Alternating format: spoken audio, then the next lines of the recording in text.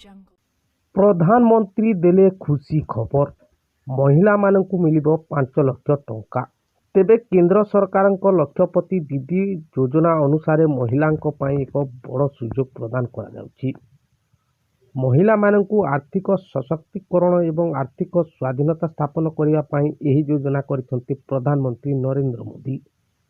बिना सुदरे महिलांकु 1 लाख रु 5 लाख टंका पर्यंत ऋण देउछंति केंद्र सरकार। गत वर्ष एही योजना अधीन रे 2 कोटी महिलांकु सुविधा मिलिथिबा बेले चलित वर्ष एही योजना रे 3 कोटी महिलांकु शामिल कराइबाकु लक्ष्य रखा जाइछि। केंद्र सरकारक लक्षपति दीदी योजना रे बिना सुदरे महिला मानकु 1 लाख रु 5 लाख टंका पर्यंत लोन दिया जाउछि, किंतु देश रे समस्त महिला एहार फायदा उठै पारिबे नाही। एथिपाई सरकारक पक्षरु एक शर्त रखा जाइछि। केवल महिला मानक स्वयं सहायिका गोष्ठीर सदस्य माने ही केवल एही योजनार फायदा उठै पारिबे।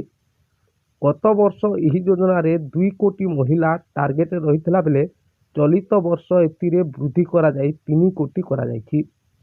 एही योजना रे महिला किंबा तांको परिवारर मोट आय 1 लाख टंका पर्यंत करिबाकु प्रयास करा जाइछि। तेणु यहाकु लक्षपति दीदी योजना बोली कुहा जाउछि।